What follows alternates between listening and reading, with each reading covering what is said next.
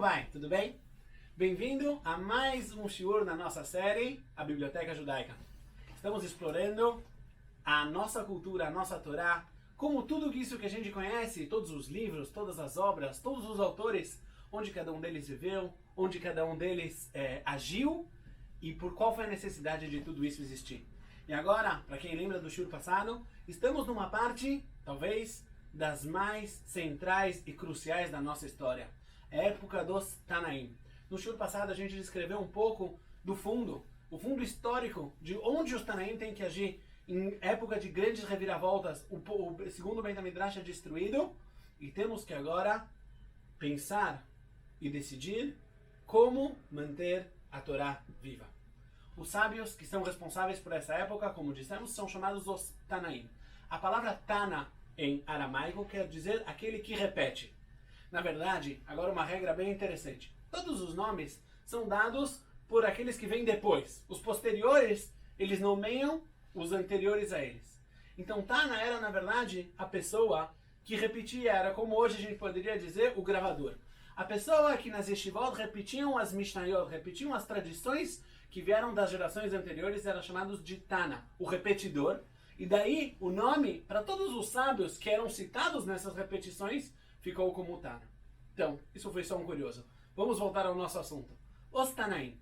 A lista desses Tanaim, desses sábios, aparece, para quem presta atenção, no Pirkei Avot, a Ética dos Pais, uma das obras mais conhecidas na literatura judaica. Quem for minucioso vai entender que o Pirkei Avot vai desde o primeiro sábio, Shimon HaTzadik, geração após geração, na verdade, descrevendo a nós como a Torá foi transmitida, quem ensinou a quem passou a quem, e quais eram os desafios de cada uma das gerações. Pode-se notar que cada sábio lá tem uma frase, tem um ditado, que ele é exatamente ligado à sua situação, exatamente ligado ao mundo onde ele viveu e aos desafios que ele, como líder do povo judeu, teve que enfrentar. Se a gente pegar Pirkei Avot, a Ética dos Pais, como exemplo, podemos dividir a época dos Tanaim em dois. A primeira metade é chamada da metade dos Zugot, os casais. O que são os casais? Na verdade, são dois sábios, sempre dois, que dividem as funções religiosas do povo judeu. Não só religiosas, a liderança de forma geral. Um é o Nassi, é o presidente, e o outro é o Av Beidin, é o juiz da Suprema Corte, é talvez o sábio mais importante no Beit Adin. Os dois juntos formam a autoridade legal, religiosa e talvez política de Am Israel. E assim, enquanto a situação permitia, enquanto Am Israel vivia numa situação que era mais ou menos a sua forma ideal de vida, essas duas autoridades dividiam a responsabilidade. De um lado o Nassi, o presidente, aquele que era o símbolo e o líder da liderança política e também da transmissão da Torá. E por outro lado, a autoridade legislativa, o Av Beidin, o chefe do Supremo Tribunal Rabínico do Sanhedrin. Porém, como vimos no shiur passado, essa situação ela dá uma reviravolta com a destruição do segundo Beit HaMikdash. Am Israel já não consegue mais se organizar da forma como ele gostaria, como ele poderia querer manter a sua vida na sua forma mais bela, na sua forma mais pura, na sua forma mais autêntica. Então, aparecem os sábios de forma um pouco mais esporádica. Temos muitos rabis. Quem é familiarizado com o norte da terra de Israel, sabe que temos muitos túmulos. Temos o túmulo de Rabi Akiva. Temos o túmulo de Rabi Meir Balanés, o túmulo de Rabi Yohanan Sandlar, e assim por diante, vários sábios que agiram, viveram e talvez nos deram a vida aqui na terra de Israel. E esses sábios, eles têm como missão, nessa bagunça toda, nesse grande caos, transmitir a Torá. Então, quais foram as medidas que eles tomaram? Antes de mais nada, a Torá começa a ser mais organizada. Já visando o futuro, visando uma necessidade de passar as coisas de uma forma um pouco mais didática, a gente começa a encontrar várias formas, várias escolas de organização e definição da Torá de forma geral e da Halachá de forma específica. O que eu quero dizer? Até então, como se estudava a Torá? Como se estudava a Torá antes da época dos Tanaim? O que acontecia era o seguinte: vinha o rabino, lia-se um passuco, um provérbio da Torá, e sobre esse passuco, sobre esse verso, sobre essa frase na Torá, o rabino trazia todas as leis e o que era relevante. Por exemplo, Basukot Teishvu Shivat Yamim. Sentem na Sukkah durante 7 dias. E aí o rabino começava a falar de todas as leis relevantes a Sukkot. Se o próximo provérbio não tivesse nada a ver com o anterior, o assunto mudaria completamente. Pode ser que daqui a pouco a gente vai estar falando sobre leis de Masrot, dos dízimos que eram dados às diferentes autoridades no povo. E assim por diante. Não existia uma ordem. Essa ordem não era tão necessária, uma vez que a Torá era viva no povo judeu. Porém, quando a possibilidade de estudo e a capacidade de estudo vai diminuindo, é necessário que as coisas sejam mais didáticas. Então começam a se organizar, começam a surgir o que a gente chama de Megilot Starim. Megilot Starim, a tradução literal, seriam pergaminhos escondidos. Mas, se a gente quiser traduzir para um termo mais moderno, seriam cadernos. Um notebook. Um caderno pessoal de cada um dos sábios, onde ele resumia os ensinamentos que ele teve do seu mestre. Fora tudo o que eles próprios estudavam, nesses cadernos começa-se a organizar e a se dividir a Torá de forma que fique mais simples, mais fácil passar ela para frente. Nessa época também surgem os primeiros livros, as primeiras obras. Uma delas muito conhecida é chamada de Megillat Ta'anit, ou o pergaminho, o documento dos jejuns. Na verdade, como muitas vezes, é um nome muito irônico, porque esse pergaminho, ele expõe e traz a nós os dias onde não se jejua. Ou seja, em cada uma das datas citadas nessa Megillah, citadas nesse documento, são datas festivas ao povo judeu, nas quais é proibido jejuar e proibido fazer discursos fúnebres. Isso é só um exemplo de o começo de um registro escrito da Torá. Outras obras que começam a surgir são os Midrashei Halachá. Midrashei Halachá são livros que são baseados no texto da Torá escrita, nos psukim, nos versos da Torá, porém eles são voltados a trazer, explicar e definir a Halachá, a forma de vida prática do judeu. Esses Midrashim, esses livros, eles são menos conhecidos no público, nas pessoas que não estão tão envolvidas com o estudo da Torá, mas no mundo dos estudiosos, são fontes muito básicas e muito centrais da nossa Torá. Então vemos como, na verdade, os Tanaim, já desde o começo, começam a organizar cada vez mais e tentar dar à Torá uma forma mais didática, uma forma mais fácil, uma forma mais compreensível. Agora talvez é a hora da gente voltar e analisar uma das perguntas que perguntamos lá atrás, num dos nossos primeiros shiurim. A pergunta é a seguinte: por que realmente a Torá oral é oral? Qual é o problema de escrever os textos desde Moshe Rabbeinu, desde o Har Sinai, onde eles foram recebidos? Não seria mais fácil? As coisas não teriam se mantido talvez de forma mais autêntica, mais viva, mais verdadeira? Por que, na verdade, essa proibição de escrever a Torá oral?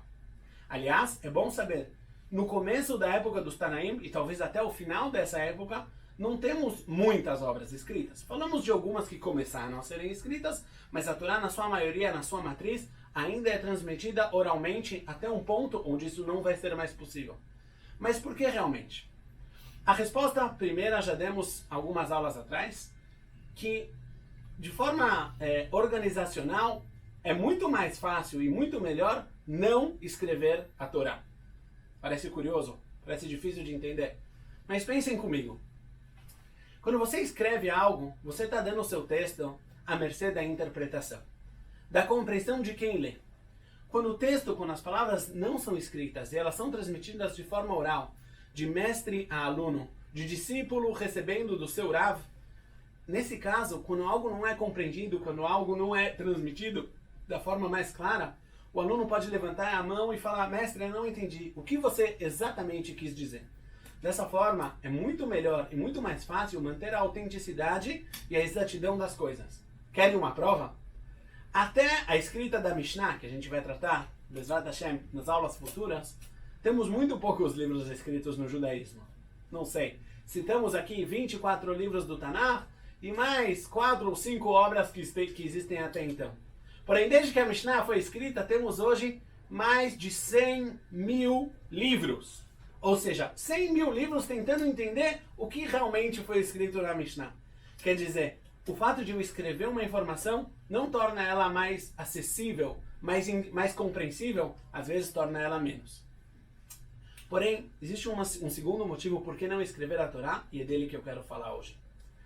Essa pergunta nos leva a uma compreensão muito, muito profunda frente ao que é a Torá de forma geral e o que é a Torá oral de forma específica.